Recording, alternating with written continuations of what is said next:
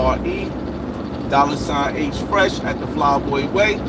That's TheFlyBoyway. Don't ask why, just check out the channel. Man, I felt like having this random, welcome to Jeep Talk, episode 61. Random thoughts about investments. Listen, y'all. I'm just coming from dropping my mother off at church. It's what things I do like once or twice a month. I drop my mother off at church in a Sunday morning, and I always have these long rides. We have conversations going there, and I always have these long rides coming back from dropping my mother off at church on Sundays. So I felt like I just wanted to have his Jeep Talk. I don't think anybody's going to watch it, but I do think that I'm going to watch this back a lot of times because it's just me getting thoughts off of my mind about investment that that I've been thinking. Sometimes the way you see things when you are debt-free, meaning you don't have any debt, and when you do have debt, will differ majorly. I am very interested in, and I'm going to invest in purchasing a property in Colombia. I was very much leaning towards buying a condo because I feel as though that's the safest investment that you can buy when you're dealing with overseas. You see, right now, you can see some of the stuff that can happen between countries that can make it more difficult for you to have an easier investment when you invest in certain countries. And being as though you, for example, let me tell people. For example, right now there's a big situation between the United States president and the Colombian president. And what each of the presidents are doing as far as making laws and stuff like that is like little petty jabs that they're throwing to the other presidents to make sure that the people get upset at their president. For example, a lot of people are complaining about brothers getting stopped in Medellin and sent back home. None of this occurred until the presidents had a little situation. And the president got his what's that called? His visa revoked.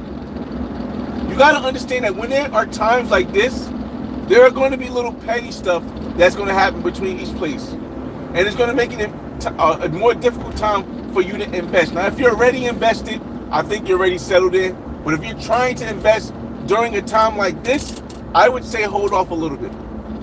I personally would say still invest, but hold off a little bit because you need to see how the dust settles before you invest. And while me having this mindset, it just set my mind in progress. And I'm so happy I watched this Charlie Munger's podcast the other day. Well, not podcast, him speaking the other day. Because one of the most important things you got to realize is that if you don't know what to do, just stay on the consistent path you are until you figure something out. It doesn't mean you have to always look and change stuff, because a lot of people lose money on investments when they feel as though they get bored of an investment and have to move to something else. Rather than keeping steady with what you know, that's why you don't see me going over the stocks. That's why you don't see me going over to crypto majorly. That's why you don't see me going over to a lot of other stuff, because I know real estate. Now for me, I am doing a little more while going internationally, but I still know real estate. It does change based on nationally and internationally, but the core principles of real estate are always the same. Location, location, location. Understand how the government is, understand how the economy is, understand how the infrastructure is. Now, I was also watching this thing today. If you guys got any questions, you can shout any questions about anything, you can ask in the room. If you're just walking in, it's Jeep Talk, episode 61, a random conversation on investment. I was also watching a video on YouTube today, and it was showing properties, and it was showing it was showing properties in Lagos Nigeria that they consider luxury, and the properties were dipped out. I mean, marble floors, high ceilings, new modern electronics, but the surrounding areas were piss poor. Potholes in the streets, beggars right around the corner. A lot of people don't realize that you can change everything about your investment when it comes to real estate, but the location. So the location will always matter. So as I see that Colombia and the United States is going through this stuff, it got my mind ticking. I'm like, all right, let me look at some other places. I just came from Atlanta. For those that don't know, which you should know if you're watching this, I'm from Newark, New Jersey. I'm from New Jersey. I live in New Jersey. We have the highest property tax in the United States. We have the highest property tax in the United States. But that also comes with our home values being extremely high. To get a decent place in a decent area, we're not saying the hood, because you can always get a hood. Even actually you can't. To even just in a decent area. Let's not even say to get a spot in a decent area, you're looking at $500,000 to $600,000 minimum. $500,000 to $600,000 minimum to get a place in New Jersey in a decent area. So when I went down to Atlanta and I seen these houses that have 3-4 bedrooms, a small basement, a lot of backyard space, and I see these places for like less than $200,000, in my head just starts clicking. Even when I know even when I'm not thinking about investing in Atlanta, even when I'm not thinking about investing in Fort Lauderdale, even when I'm not thinking about reinvesting in Miami, once this occurs, my brain just starts thinking, wait a minute, if I get a place, if I get a place overseas in Colombia, I'm going to have to pay $80,000. Cool. But when I get a place, I'm going to have to pay between $60,000 and $80,000. If I get a place in Atlanta, I only have to put down 20%. And I could put down less if I was living there. But because my son lives with me and we're not moving, I have to put down 20%. 20% is $35,000. Off of $35,000. 20% of $200,000 is I think $40,000, something like that. $40,000, I think a little bit less. Might be 20% of a little bit less, yeah. Like $35,000 is like 25%. So if I put down $35,000, and I know property tax in Atlanta is dirt cheap, I was trying to see how much I could pay. I was seeing with insurance and taxes and no HOA for like $175,000 to $150,000 property, I'm looking at like $1,100, $1,200 a month. And now my brain starts clicking. What if I just sat and wait till I could get the right property for $150,000? What if I just sat and waited till I get the right property for $150,000 in Atlanta, or $150,000 in Fort Lauderdale with no HOA fees? Even if I could never rent it, and I'm only paying $900 a month, what is the odds? And I'm going to be going down. And this is the reason why I chose I was thinking as my brain thinking, it's just random thoughts on investment. I was thinking Fort Lauderdale more, or Miami more. But to me, the most important thing is how close to the airport it is, because it has to be close to the airport. Shout out to Rock Your Block Travels. Rocky, what up? What up, Fly Boy? At JFK on your way to Cali. Okay. Smoke said you have answers for the spot. You can check. Hit me up on Instagram and put Cali, Colombia first. I'll check it. But I have a whole video. I have a Black Man's Guide already for Cali. I'm gonna do another one next year. But I have a Black Man's Guide for Cali, and I have a bunch of different videos from my most recent Cali. The Black Man's Guide is from like 2 years ago, but the most recent videos from Cali are all up. The top club, the clubs that we went to, the best area to stay, where you can get the ladies from, where you can get the best or the good food from, the fancy, nice restaurants. All that stuff is on my channel under Cali Colombia, under the Cali Colombia playlist. But so I'm looking, right, and I'm like, me personally, I don't really know Tampa. I don't really know Orlando. Really, I don't really know Jacksonville that much. But I feel as though I'm comfortable around Fort Lauderdale and Miami. So I'm looking like, because Miami is I owned in Miami for 5 years. For those that don't know, I owned a condo in Miami for almost 5 years. I just sold it this past August, right? I'm like, I will feel okay with having a place over there, but it can't have an HOA. It can't be a condo anymore, because HOA fees put you in a place where you don't really control your asset, and something can happen that can. This is, and you know, I only had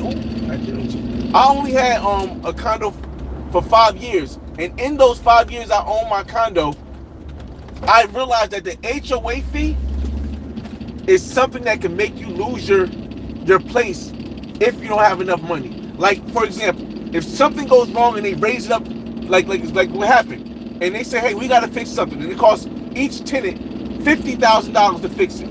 If your tenants don't have $50,000, holy crap, you may have to sell your place without making a profit. You might have to sell your place, or take out a loan that you got to pay back. Wait a minute. Now, mind you, overseas is similar, meaning that you might still have things at the HOA fees, but when something goes wrong, it doesn't count as high. Like when I go to Colombia, if there's an HOA fee assessment or administration fee assessment, and they gotta pay $10,000, that's a big amount. That's a big amount, but that's probably the highest amount I'm going to have to pay. In Miami and in Fort Lauderdale, if you have an HOA assessment, you could end up having to pay $100,000 on that assessment. So again, y'all, I was happy that I was able to make it out of Miami with a profit because I had an HOA. But at the same token, I realized the location of Miami and having the benefit of having a place you can go to in Miami, especially somebody that goes to Colombia a lot, especially somebody that goes to DR a lot, especially somebody that goes to Costa Rica, that goes to Panama, that goes to all these places, because Florida is the midpoint. So I feel like I do want to be back in Fort Lauderdale, but I want to own a house. Now here's the issue. Right now, I'm halfway towards, I don't really know about the Orlando and Disney area really good. Shout out to Good Riddance, yo, what up? Here's the thing. I'm halfway towards what I need to buy my place in Colombia. Halfway, meaning I need maximum $80,000 to buy. I'm at 40. I'm actually at 60, but I don't really want to spend 20. I got to save money for my other house for this roof. But let's say I'm at 40. Let's just say I'm at 40. Once I do my taxes, and I'm able to actually pay taxes the way I without writing stuff off, I'm going to get more access to taking out more money. So then I could maybe be at 100. Now, it's going to cost me at least 60 to get a place that's decent for a condo in Colombia. It's going to cost me at least 60, but I'm going to need at least 80 to cover it, so I don't have to. I'm not just picking the cheapest quality. I'm picking what I really want and what I'm really comfortable with for the next 20 years, or 30 years, or as long as I'm alive until my kids. So I'm not going to be able. But here's the thing: if I want to do both, meaning I want to spend the 80 for that and the 20 as a down deposit, or the 70 for that and the 30 as a down deposit for my property in the States. That way I can get both. If I want to do it like that,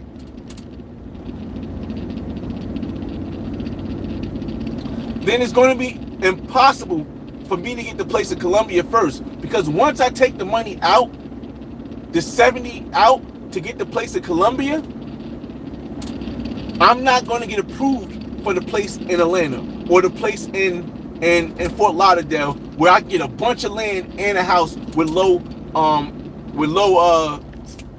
property taxes payments. So again, this is just random stuff the things that I think of when I'm investing, trying to share with you guys, because hey, somebody else out there might have some ideas or might be thinking of something similar.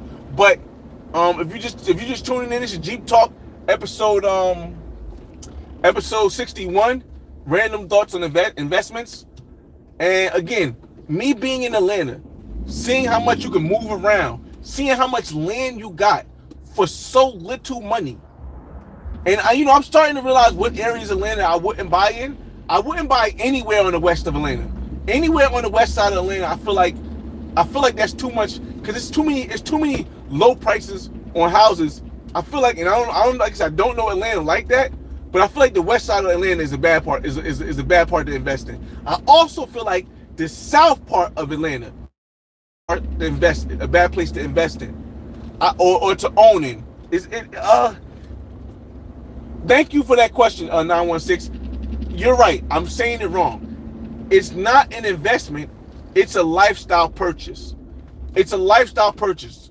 Let me correct myself. Thank you. Thank you so much. It's not an investment, because if it's an investment, I'm looking to make money off of it, and I'm not. What I'm looking for is a place that could be an investment, but that is a lifestyle purchase of owning and holding. Because I consider myself a buy and hold investor, meaning I buy something and I hold it while it goes up. Cash flow for me is the most important thing. But because I'm not looking to buy any more investment properties, because without the two properties I own in New Jersey cash flow well, I want to take the money to secure my retirement. And that's why I was going to buy in Columbia. That's why I'm going to buy in Columbia, to secure my retirement. But I don't really, it's a little greed. I'll say this, I'm just talking, it's a little greedy too, because I could just simply do the Columbia thing and that'd be it. That's all it is. But then, as I said, this is just a thought process as I'm looking at stuff. It's like, yo, what if I could do Columbia and do Atlanta and own a house, so I don't have to worry about it having costs that I incur that will be unpayable. You know what I'm saying? It would be unpayable cost if I have an HOA, because HOA can shoot through the roof and I have no control over that. But let's say I own a place and I'm paying $900 to $1,100 a month. Mind you, I was paying $17 in Miami, but for the mortgage. If I'm paying $1,100 a month in Atlanta for a place that's on half an acre and it has a house, if the house has some issues, I don't have to fix them right away, and I can still have my mortgage paid, and I can still have my place in Columbia, and I'm only paying back $100,000. I'm only paying back $100,000 to have not only the place in Columbia, but a place in Atlanta. It's tough. But no, I'm not my fault. I'm paying more than $100,000 because I had a loan too. So I'm only paying back $230,000. I'm paying $230,000. $130 on the Atlanta property. 100 on, or no, I'm not. I'm paying 130 on the Atlanta property. I'm paying 70 on the Columbia property. So I'm only paying $200,000 back. And now I own a place in Atlanta, and I own it with a lot of space that will grow over time, and I own a place in Columbia off of a $200,000 HELOC that I use on my places in the United States, in what's the name? Mind y'all, for those that don't know about taxes, my HELOC on the investment property, my home equity line of credit on the investment property, right now it's my personal use, my personal property. But let's say I move and it becomes an investment property, that money becomes a tax write-off. So now I can have a write-off for the money I'm borrowing to pay for my place in Atlanta as well as Columbia. And it's and I only have that $200,000 what's the name? This is how my brain look thinking, y'all. All right, 916. Then he says, what's going on, DJ? My fault. What's going on, DJ Boston? What up? Do I plan on living in a place in Atlanta? Here's my thing about the thing in Atlanta. I would have loved to have a duplex where I could rent one side and live in the other side when I want to go to Atlanta. That's the only thing to me that really makes the most sense in Atlanta, because I don't want to just rent the unit out and I'm never able to go there, because then that becomes a job. However, How often do I think I'm going to go to Atlanta? I don't know. I don't know. That's why for me, Fort Lauderdale made more sense. Because the reason why I wanted Fort Lauderdale over Atlanta was the idea because it was more space. You get more space for less money. In Fort Lauderdale, I seen a couple of them, but most of them was just barely under 200,000. And the thing about Fort Lauderdale for me is that it's the midpoint from when I go to Panama, when I go to if I go to DR, if I go to those places. And that for me felt like something that especially since the next 10 years I'm not going to really be retired. I'm not going to be retiring until 9 years from now. Yeah, I don't know. I'm still thinking through it, y'all. It's not right now. It's 80 to 90 to 100% going to just investing in Colombia and just not investing my phone, purchases in Colombia and for my retirement and just saying, that's it. Because that is the less stressful way to think about it. That's the most least route of resistance. Just purchasing my place in Colombia and keeping my cash flow properties here and just stacking paper to pay it back because it's going to be easier to move around back and forth like that. But again, what the thing in my back of my mind that's making me think the most about this is I don't think that in the future it's going to be the more and more I watch the news, the more and more I listen to podcasts, I don't think that owning real estate in the future is going to be as easily accessible throughout the United States. I just don't believe it's going to be easily accessible throughout the United States. And although both of my children will have a house already, like again, I got a house for my daughter when I pass away. I got a house for my son when I pass away. Although both of my children will have houses when I pass away, the opportunity of what I see, if the housing market gets crazy around the United States like I think it is, and it becomes almost impossible or as hard. For example, look, a lot of people don't understand.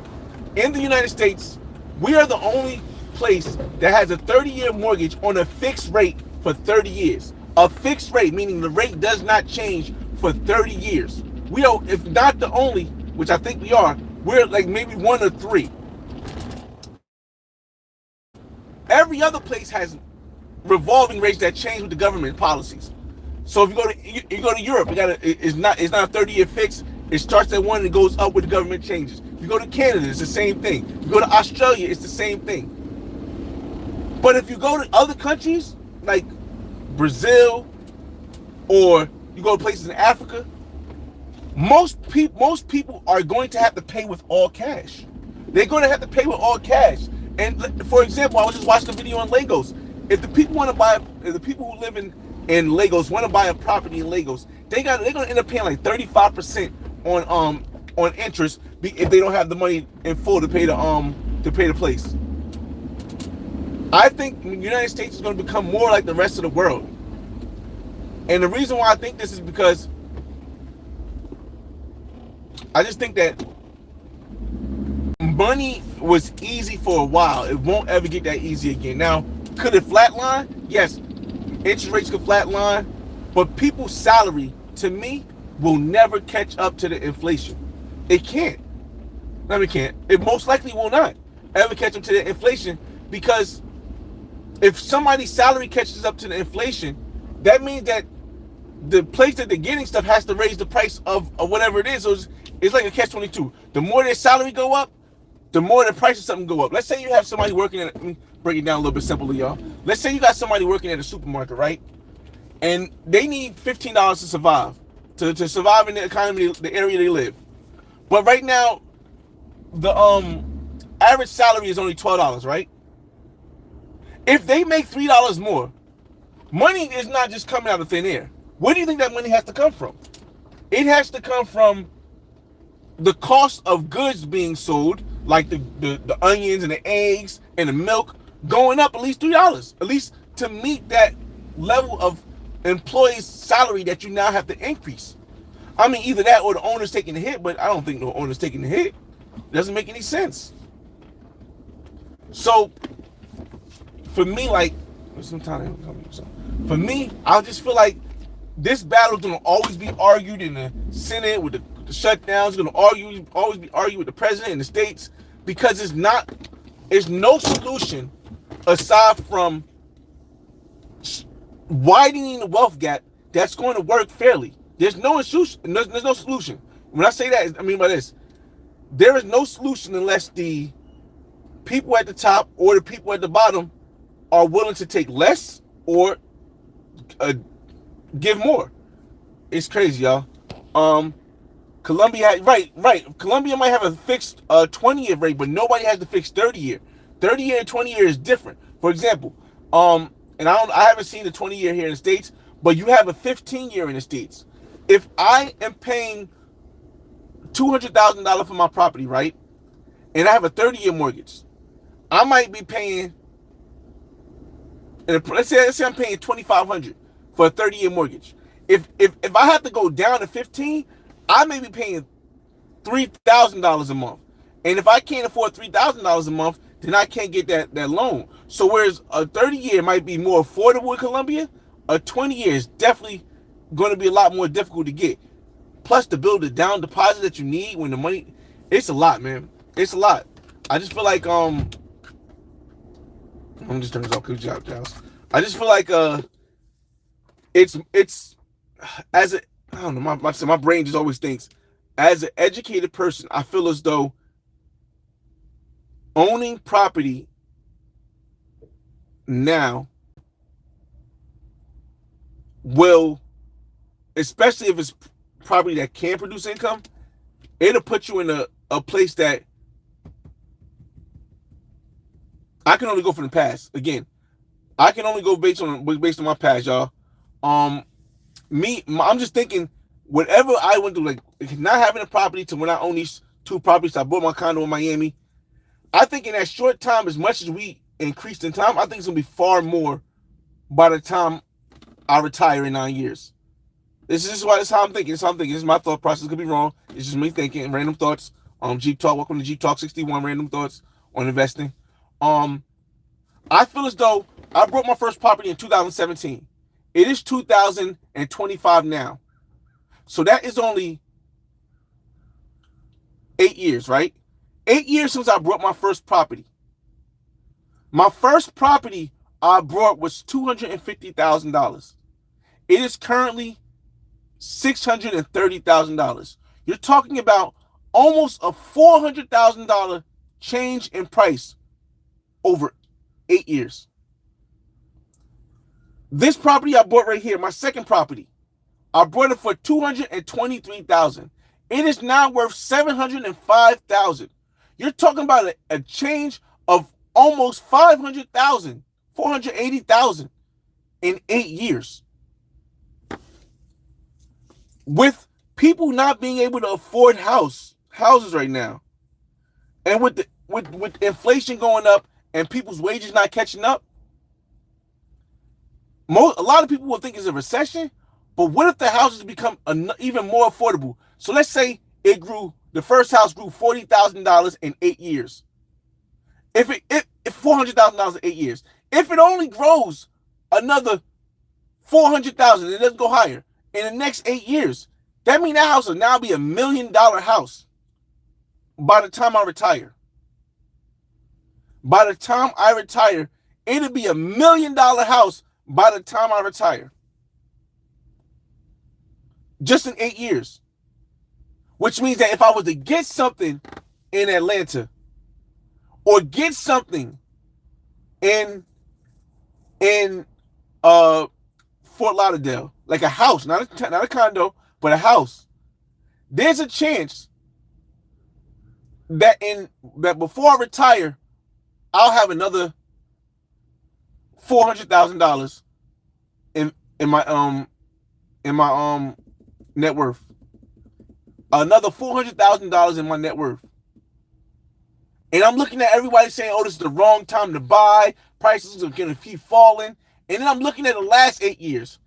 And I'm like, no. I'm looking at how difficult it is to get. I'm going to get y'all comments. I'm looking at how difficult it is for people to get houses. No. And if a house does fall a certain amount, there's somebody ready to buy it at all times, or at least in New Jersey.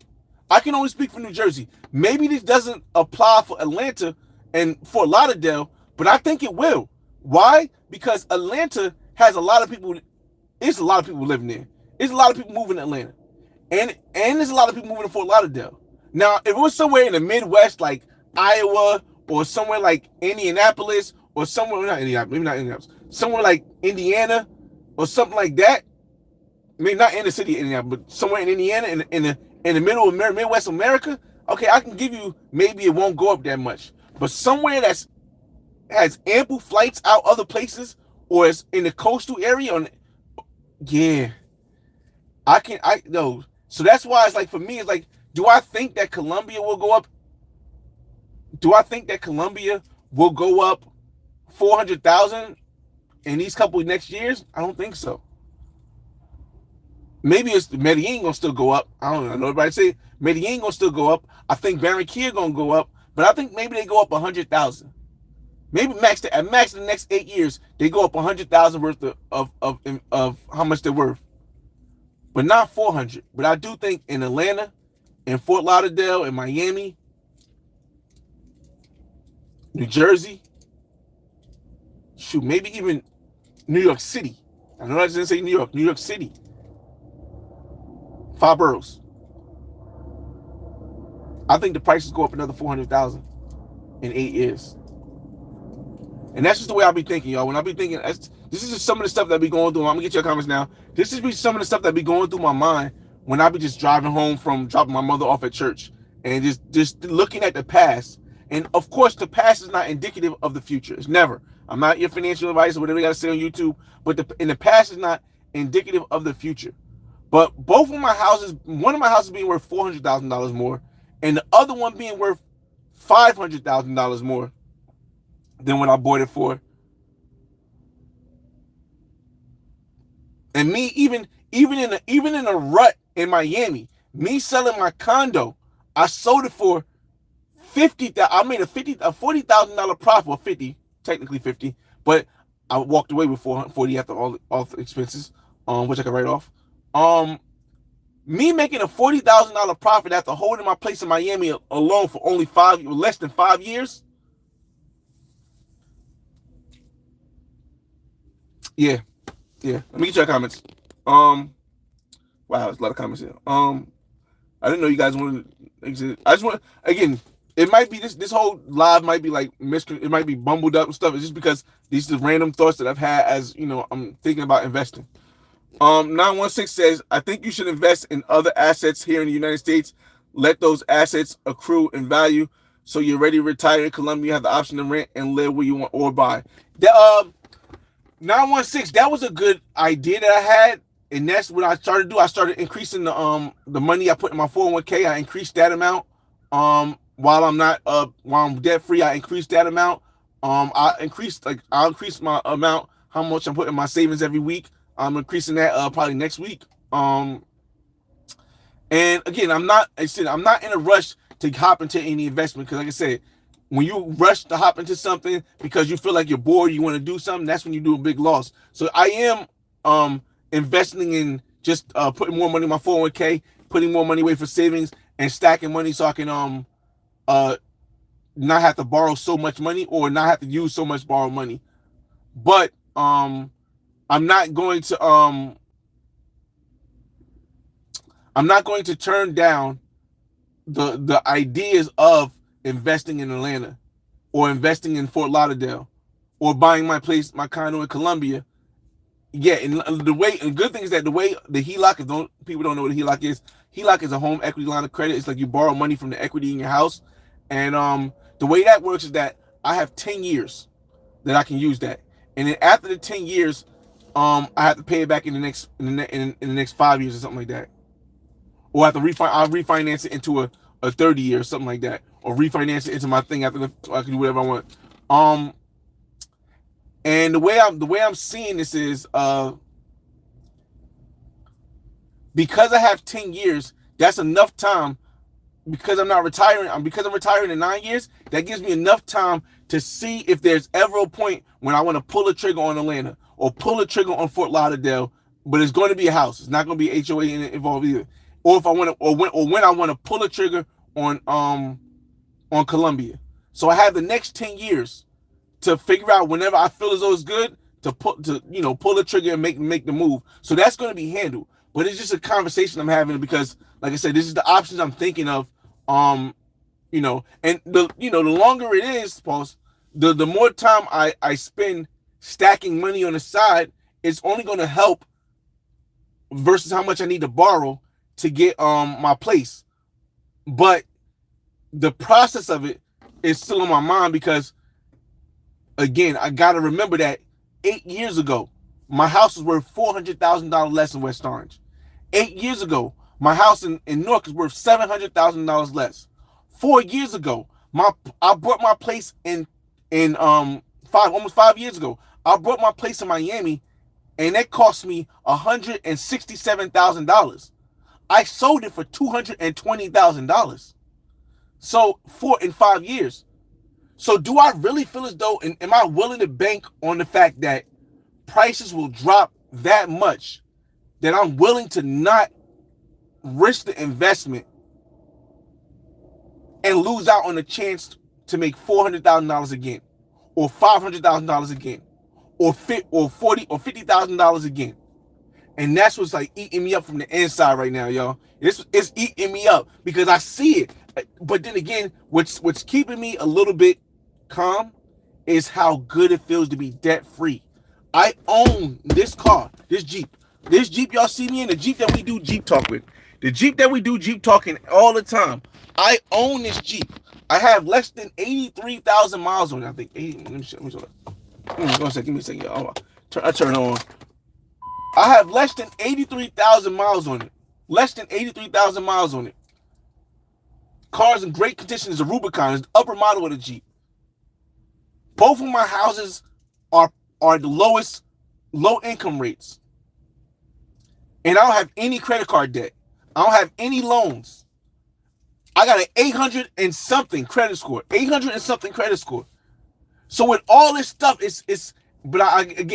I'm still remembering what I heard with Warren Buffett, Charlie Munger say, where a lot of people, they sell an investment and then they sit and they're doing good and then they feel like they're bored, so they want to hop into another investment. So that's what I'm fighting. I'm fighting hopping into another investment, but it doesn't mean I can't look to see what else is out there. And that's what I'm doing right now, y'all. I've been on Zillow, just looking to see. I haven't pulled the trigger. I'm not gonna pull the trigger. I don't plan on pulling the trigger. I said that. But I've been looking to see. Damn, I see a place right out of Decatur. I get it for $150,000. It's gonna cost me $900 with insurance a month. I could pay that $900 from the mortgage I got. I got one of my tenants who left, so now I could increase the rent on that unit, and I'm gonna increase the rent. I can increase to like $400. I can increase the rent. That's gonna make me more money. I told my other tenants I gotta increase the rent because property taxes going up, and in New Jersey they allow people to charge more for PSG&G now, and I cover the PSG&G, but it's still a write-off, but I'm paying more now. Yeah, I know I'm bumbling all over the place, y'all, so just bear with me, y'all. Jehovah, what up, man? Salute. What improvements have you made for these properties for them to be appreciated the amounts you have, because it's more than double what you paid? That's the thing. That is the thing, Jehovah. Let's start from the Miami place. I made minimal improvements. I did like some electric work as far as wiring certain places. I put TV and just TVs in there, and I furnished the whole place. I sold it furnished. So I furnished. Maybe I spent $5,000. I doubt it. Maybe I spent $3,000. Yeah. Maybe I spent $3,000 over those 4 years. But the property value in itself just grew. So in Miami, I made $50,000, but I spent $3,000 on or $40,000. I spent $3,000 on the improvements. And in West Orange, the only improvements I made was I cut down the trees in the back. I cut down a tree in the back. I had them rock the driveway, and I took a shed out back. Oh no! I also I did do the piping. I changed the underground piping. I changed the underground piping to the sewage to the street. So that was like $4,000 or $5,000. I changed the electrical box. I upgraded the box from knob and tube wiring. I upgraded it to the updated electrical stuff. And that's it. That's it. So okay, that's 5,000. That was 4,000. That's 9,000. The backyard, that's probably another 2,000. So I'll probably put like $11,000 worth in it. And just with time, just holding. And this is the place. This is where I'm having this hard time not trying to rush out and look for a place in Atlanta, or not trying to rush out and look for a home in Fort Lauderdale, because I put like $11,000 in it.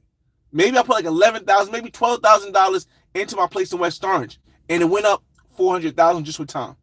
Just with time. Now the place here in Newark, I did a lot more.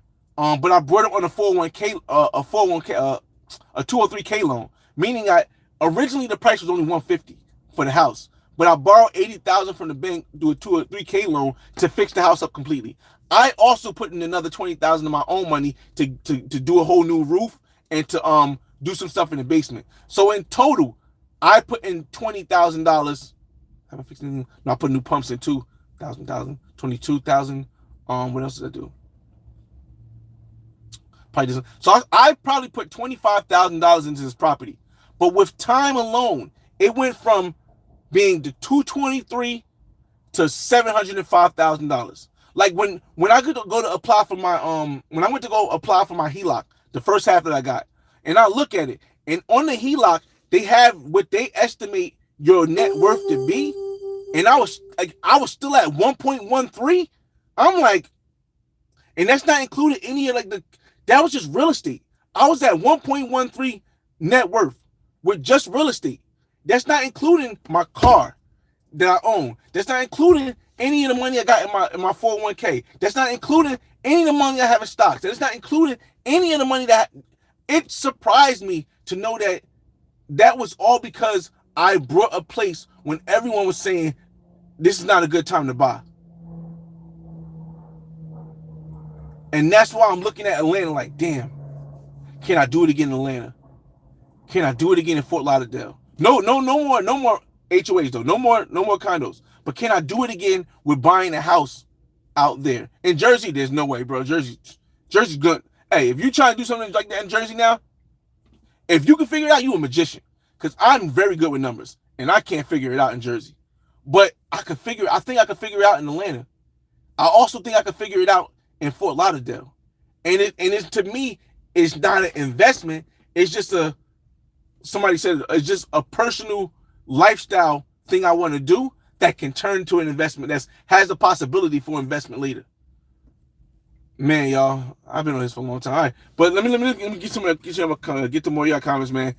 You can tell I'm bumbling because it's all processing my mind like right now. At the same time, it's processing my mind like, am I turning down 400,000? Even if it's not 400,000, am I turning down another 200,000 I can make in the next 9 years? Am I turning down another 300,000? Am I turning down another 100,000? It's crazy, man. Let me see. Clay, what up? Clay Furies, what up? Appreciation is definitely crazy, y'all. Again, I've seen it in real time, y'all. I am 41 years old. I brought this first trip in 2017. It is 2025 still. Bro, my plate 400,000. How many? 8 years. It's $50,000 a year. I made, just by owning this, I made $50,000 a year. I made more by owning than I made in my job. Yo, you see what I'm saying, yo? Listen, man. Dog, and this is why, again, I'm human. I understand what Charlie Munger said about investing and not wanting to go out and buy, but I'm human. And to know that, man, to know that in real life, that's what I made off of that one property. I didn't even, this was a fluke. Because I got the property in Newark was a fluke because I had to live in it. It's some stuff I had to go through as far as like while living in it. And that stuff is a little bit crazy, but nah, man. Again, am I missing that opportunity in Atlanta? Am I missing, or Decatur? Or am I missing that opportunity in Fort Lauderdale? Because I still see prices for the houses at less than $200,000. For houses with yards. for less than 200,000. And I know somebody in Florida who may not make that much money based on their income is looking at it like, yeah, it's still expensive. But somebody from New Jersey who's looking at a block where every house is over 500,000, over 600,000 on this block, we looking at our chops in Florida right now, y'all. And I know y'all, a lot of people made fun of the New York mayor stuff. Everybody said they're going to move. Everybody not really going to move. But when people start looking at them prices in Miami, in Miami, or looking at the prices in Fort Lauderdale, or looking at them prices in Atlanta, even though it's at the highest point it's been, people licking their chops like, damn, I can get a quarter of an acre of land for 200,000 with a house on it that I could live in. Crazy, huh? I'm just taking y'all with me, y'all. He said, yeah, but you can retire with those. He said, Deep 916 says, yeah, but you can retire with those close to 4 million if you invest that 4K in the market. You can retire with close to 4 million if you invest that 400K in the market. You mean if I took that much out and invested? But when I take that much money out, I'm still paying back the interest, even though it's no guarantee. The market to me is no guarantee. I don't know the market. I wouldn't invest 400 in the market and I don't know it. The reason why I'm willing to invest the money in homes is because I know it. A lot of people, they mess up with their investment and their net worth when they start dibbling dabbling in things they don't know. So for me to take out $400,000 from my equity in my house, or $300,000 to take or $200,000 or $100,000 to invest it in a market which I don't know, and not willing to learn, to sit down and really learn, I think that's too much of a risk for me. For me, that's too much of a risk. I think it's another thing Charlie Munger and Warren Buffett said. People have to invest in what you know. There's a lot of people who are going broke now because they wanted to try to get a house. They were saving money to get a house during the pandemic. Somebody convinced them not to buy a house. They said, hey, we got a get rich scheme you could do. They didn't know anything about the get rich scheme. They invested the $50,000 in get rich scheme. The get rich scheme failed. Get rich quick scheme failed, and now they out of $50,000. That's the whole money they saved. So again, I'm only investing what I know. I am taking a risk with Columbia, but I have family who own property in Columbia.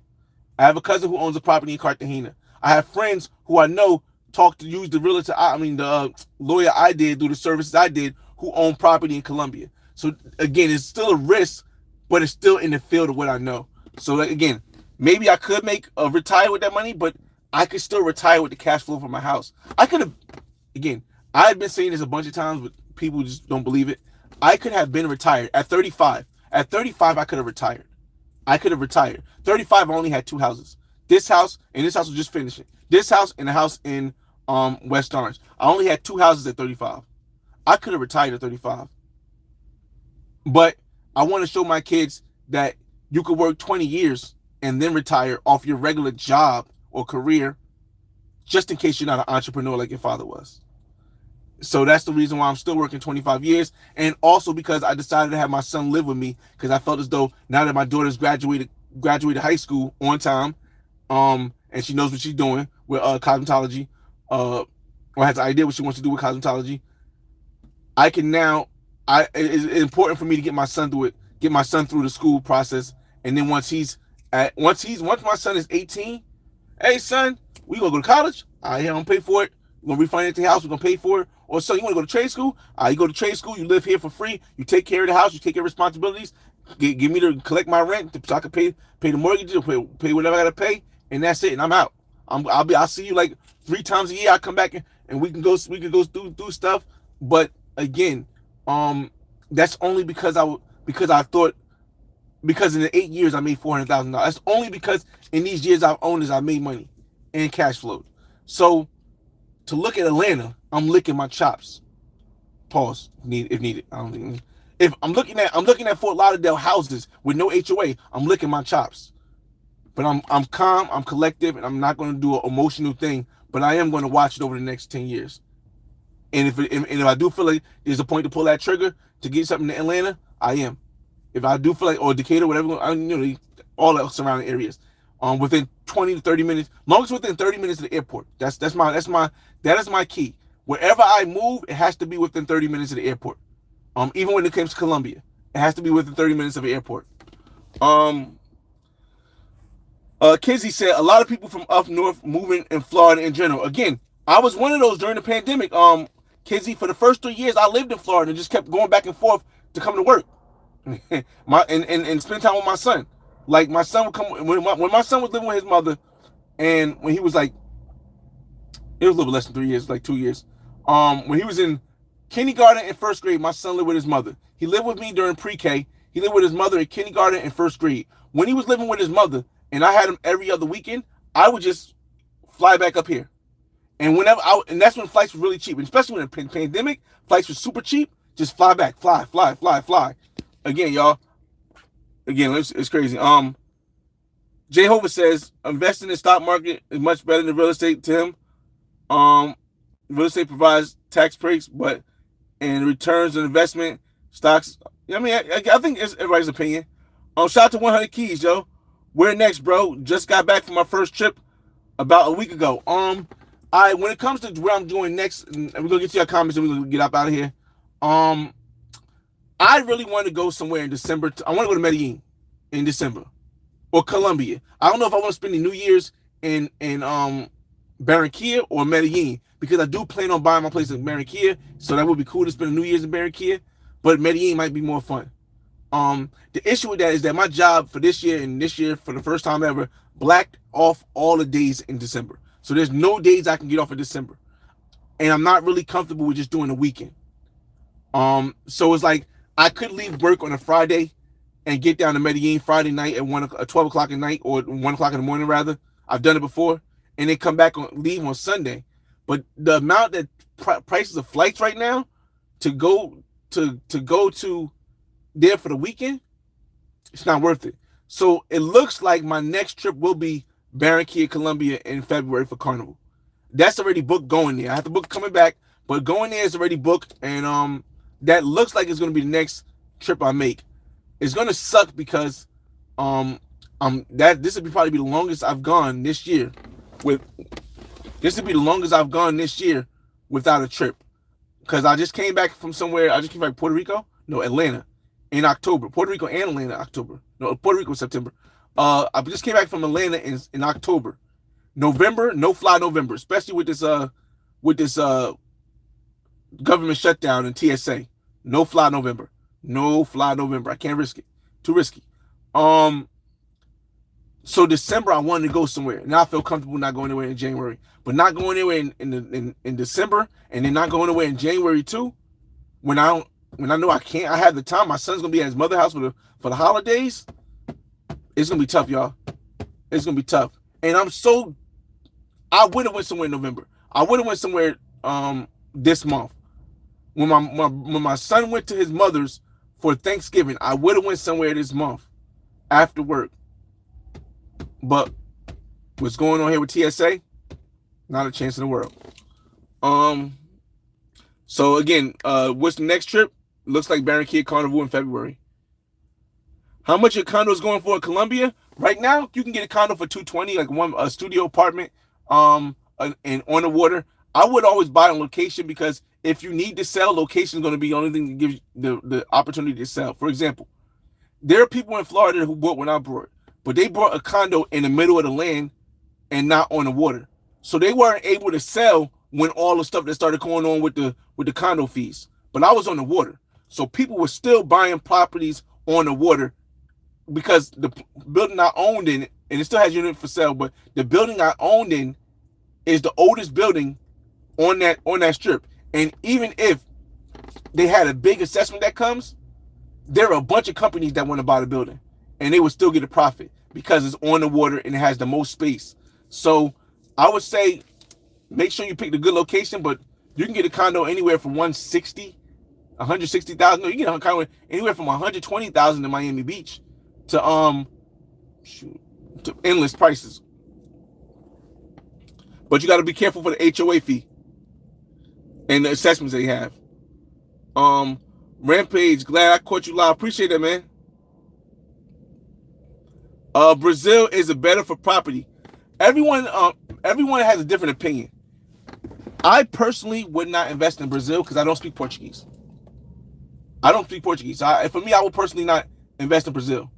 Also, I would not invest in Brazil for me because when you people say Brazil, they're talking about Rio. Most people are talking about Rio because most people haven't been in Sao Paulo. I've been in Sao Paulo. Most people haven't been to Salvador Bahia. Most people haven't been to the Amazonia. And those places are not going to be the same. So let's say I invest in Brazil, in Rio. If I want to fly to Sao Paulo, it's going to cost me more money than it would fly for me to fly from Medellin to Cartagena. So now I'm banking everything on Rio. I can't live like that. I can't bank everything on one place. Like when I buy in a country, and this is real, I've been to like 20 countries, or 17, 20 countries. When I buy in a country, it's got to be because the whole country is a good investment, not just the location where I bought. It has to be the whole country is a good investment. I don't feel like that with Brazil. I think Brazil is very, very high priced for what the investment really is when it comes to real estate investments. My opinion. Let's see. My plan is very similar to yours. I'm considering Texas tax benefits. That's another thing that could be the tax benefits in Florida are better. It's just that I think that with this new thing that's happening in New York, Florida prices are going to jump faster than I think. I don't think Florida is going to be, and even for a lot of it's going to be as accessible as it is now in the next coming years. I don't think so. Unless you're gonna get a condo, which is crazy. When I'm saying this stuff, I'm speaking about housing. I'm not speaking about condos. 916. Once you're invested in the market, you'll be making a minimum of $1 million a year off of compound interest alone. And yeah, I don't. Again, I can't even comment on that because it doesn't sound legit, but also because I don't have any information. So I would be wrong to try to correct you on saying if you invest 400,000, you won't be making the 100 a year on 1 million a year on compound interest. But I don't know, so I don't know, and I just wouldn't. I wouldn't bank on it. I wouldn't bank on it. It's all about location. Miami is prime location. Karate. Miami is prime location for a lot of those prime location. For a lot of those prime location also. Again, Tampa, I don't know. Tampa's market changed too much in this last couple years for me to say it's prime location. Orlando is too much based in tourism, from my opinion. Jacksonville is a little too dangerous at times. Because Jacksonville could be hit, but it's a little bit too dangerous at times for me to feel comfortable investing there. But Miami, Fort Lauderdale, man, listen. Ellis Durrell. Oh, Ellis, what up? Shout out to Ellis in the room, y'all. If you have one niche, what else do you need in life? Charlie Munger. Yeah, that's what he said. If you have one niche, and my niche is real estate. I do have a 401k. I put more money in it now. I will put more money in myself. I think I put like 10% in my 401k. I think I'm gonna put like 8% going to savings, and the other 8% going to savings, and the other 10% is going to investing. So right now, I think most people say like 75% is what you should invest, which you should put away 15% and live on 75% of your income. That's what a lot of investors say, and that's a good idea. But me personally, because of the investment choices I made so far, I'm most likely going to put away almost 20% of my income till right now at this point until I buy a house or get the condo in Colombia. I'm going to put 20% of my income away and separate it into or 20. My fault. 30, almost 30%. I'm going to separate 10% into my 401k, 10% into investment, and then like 8% into savings. So it's almost 30% I'm going to put away because I'm able to, with no debt, I'm able to live off of 70%. And with no debt and owning where I live, I'm able to live off of 30%. But that's just my thing. It's not what everybody should do, because if you do that, you're going to be losing out on investment. Swab, what up, what up, what up, what up? I appreciate that, man. You mentioned it. You took 8 years to accrue 400K. I'm projected to do 300K in 1 year by the end of this year off of compound interest with one stock. That's awesome. That is awesome. So I'm guessing you have the million already in there. I'm guessing you have the million already in there. Here's the thing about this though, and this is my thing with Ding. If you accrued $300,000 in 1 year, your tax rate, if you need to take that money out, is higher than what my tax rate would be if I sold my place and got the money. And that, for me, makes sense. Also, I have access. Now, I do know margin loans are a thing, but I don't know how they work. I don't know how sure they are. But I do have access to take a HELOC. So while my house might be worth $600,000, I could probably take up to 80%, which would be that $400,000 out, and use it for whatever I want and not have to pay taxes on that. I'm not sure. I don't know. Maybe you could tell people if you're able to do that same thing with stock on margin loans with stock, and if that's not too risky because stock prices still move and there's no physical asset behind it.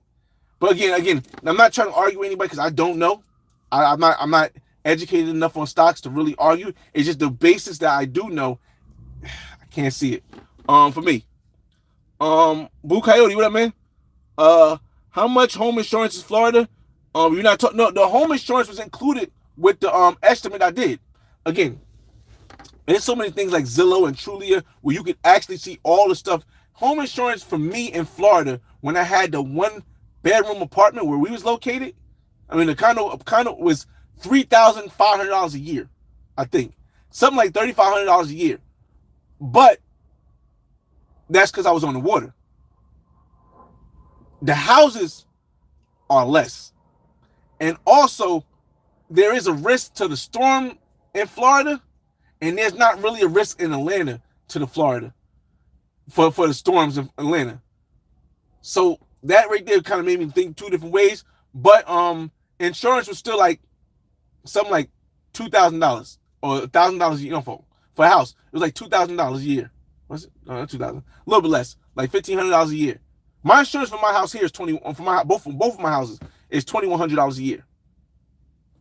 Yeah, for both my houses, I think it's 21. No, it might be more. I don't know. I think it's 2,100 for both. I'm not sure. Let me see.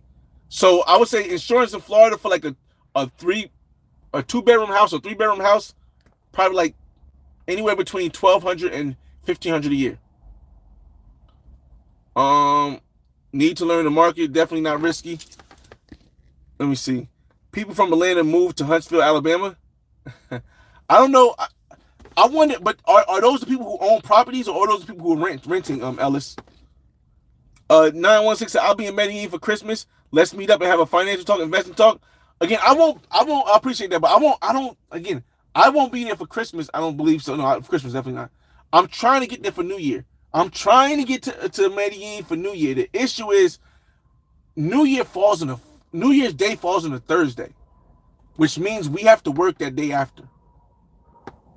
So it's gonna be, if I take that day off after, it's gonna be an issue because the day is closed, meaning too many people ask for that day off.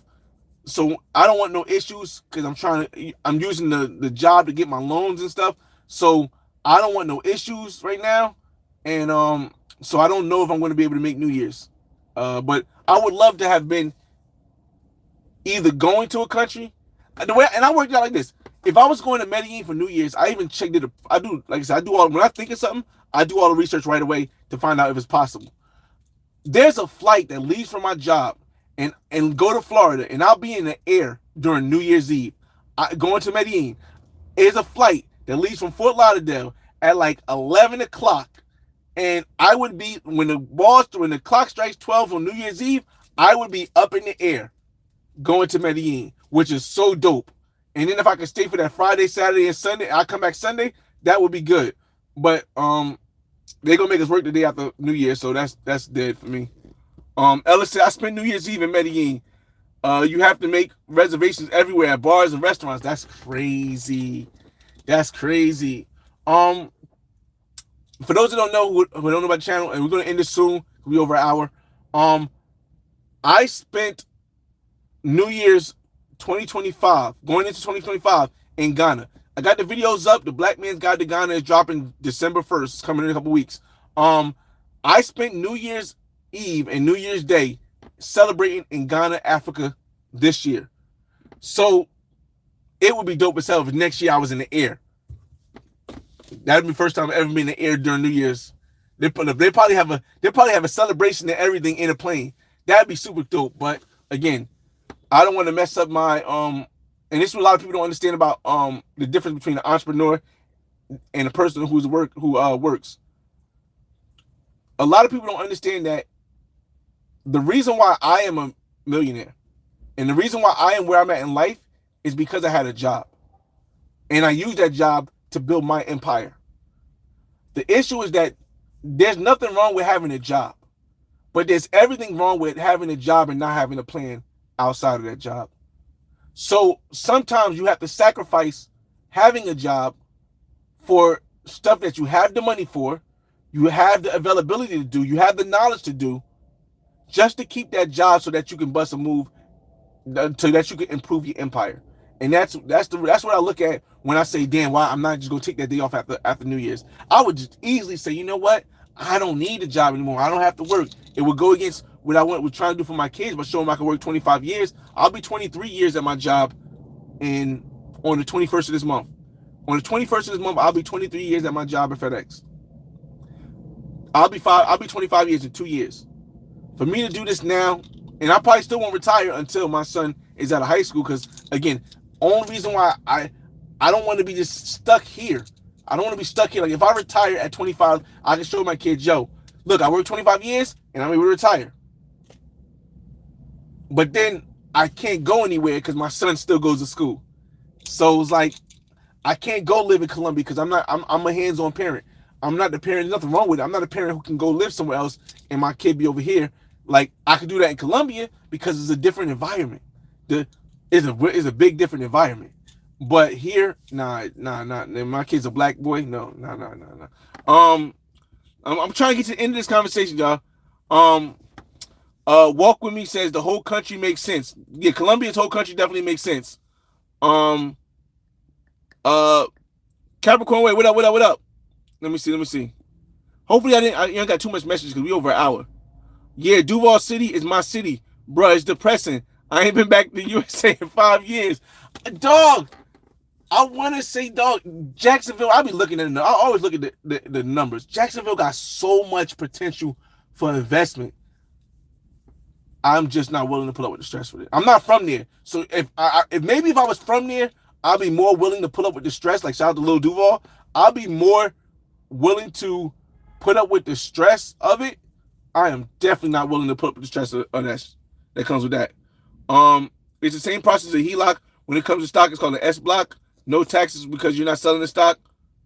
You're borrowing against it. Yeah, but here's the thing, 916, and hopefully you're still here. If that stock price drops,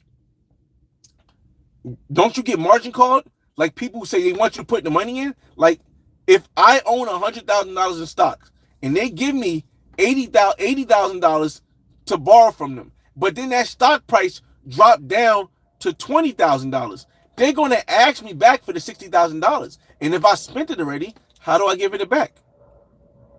Again, maybe I don't get too much into that because I want to end this soon.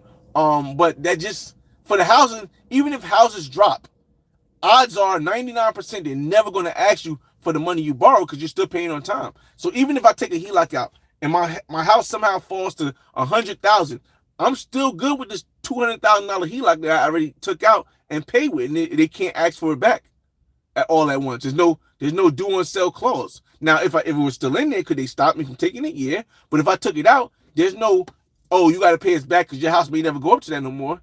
But stocks, it's tough, man. It's tough. Shout out to Jay Brash in the building, y'all. Fresh, stick with what you know. Big facts. People never talk about losing money in the market. If real estate has brought him this far, stick with, yeah, big facts. I'm in the market, but not trying to change anyone's mind. The same thing I try to do, I try not to change nobody's mind in real estate. because I understand everybody doesn't have the mentality and the patience to deal with real estate. Tenants, things go wrong, you gotta fix it. I have the I can, if I can touch it, I can feel it, I can maneuver, I can move the asset around. That gives me more security than something I just is in the air. I own it, but I don't see it. I can't touch it. I can't feel it. I can't flip it a different way. If I got a room open, maybe I can rent it to a college kid who lives down the street. This and this. I can't do that. I can't change stuff up like that with stocks. So for me, it don't work. But some people are comfortable with it. Yeah, definitely, Jay Brash. Boost Coyote, I got good. Houses are not less, bro. Houses are not less, bro. The why people are moving out of Florida. Houses are not less, bro. They are why people. No, people are moving out of Florida because they brought a bad investment. Myself brought a condo when everyone said it was a bad investment. If you bought the wrong condo, it was a very bad investment of 2020. But for me, I left Florida and I still made money to pay down my debt because I felt as though moving forward, what was coming up in the future, debt is going to be the biggest problem with everyone, with the majority of people. Let's say the majority of people, debt is going to be the biggest problem. And by holding my property, even though I was making money that was paying all my debt every month and giving me a little money extra, if that property cost me more money, that debt would then make it a bad investment. So I sold before I got to that point. Took the profits off the table, paid everything down, so I became debt free. But I still want to move back into Florida. I just know not a condo or not with anything with HOAs. People who have houses in Florida are not moving. The people that have houses that they can afford, that they brought right, are not moving. And that's why, I think the people that are moving are probably renters. Let me see. 100 Keys. Much love and respect. Love the content. I appreciate that, man. I appreciate it. All right, y'all. We got to the end. Shout out to 100 Keys. 1,000 Keys. My fault. Y'all. Again, this is just Jeep Talk episode 61. Random conversation on investing. Just dropped my mother off at church. Had this on my mind. I wanted to get it out there. Maybe I'll watch this video back in the future. Again, somebody asked me what my next trip is. My next trip right now, as of now, is February for Barranquilla Carnival. Next year, maybe I shouldn't say this, and maybe I won't make a video about it, but I'll say here since you guys been here for so long. Next year, I probably won't put out that much content because I'll be more focused on my investments and doing what I got to do. I'd probably do a lot. I still probably do a lot of live content because it's easier to do live videos. But edited content, I don't even know if I'll be recording content like that. Shorts, definitely shorts. But edited content, I went really hard this year, Pauls, and I'm gonna have a discussion probably at the end of the year. Or maybe I had a discussion on January 1st. This 2025 has been a year I put in the most work with YouTube. I put in the most work, flying places, talking to people behind the scenes on YouTube, doing live videos, paying money for things. I've done the most doing shorts. I got animations now. Look, right now I got live videos, I got shorts, I got edited videos, I got cartoon animations, I got AI videos, I got live. I've done so much this year. I've never had a year that was this productive as far as putting out content ever. Now views, probably not because I've been switching up so much stuff, but it's all been based on my life, so it's all connected. But views, no. Black Man's Guide year, the Black Man Guide year is most views ever. But I've never had a year that's been this much productive with being able to show you so many parts of my life in so many different ways that's accessible now. I think that next year I'm gonna be more focused on just shorts and lives because because when I do that, I'm then able to spend more time focusing on investing. And I think what's going to happen to this economy in the future is going to when Warren Buffett and Charlie Munger said, recessions make people poor, but it also makes a bunch of millionaires and billionaires. And next year, I'm going to be focused more on growing economically. outside of in the real world, but I'll still be posting content. I just won't be posting as much content. Now, I definitely won't post as much content. I'll probably never post as much content as I posted this year in 2025. Never. Never. I'll never post as much content as I posted this year. So much different stuff. But I'll still be around. But I appreciate you guys for I appreciate, yes, I was riding portfolio go down yet. 9-10 rebound. All right, cool. I appreciate you guys for watching, man. This has been a Random Talk, Jeep Talk episode 61. Random conversation on investment. It's your boy FRE, $H Fresh at the Flyboy Way.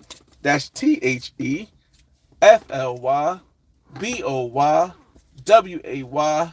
Don't ask why, just check out the channel. And I'll see you on the next video. Peace.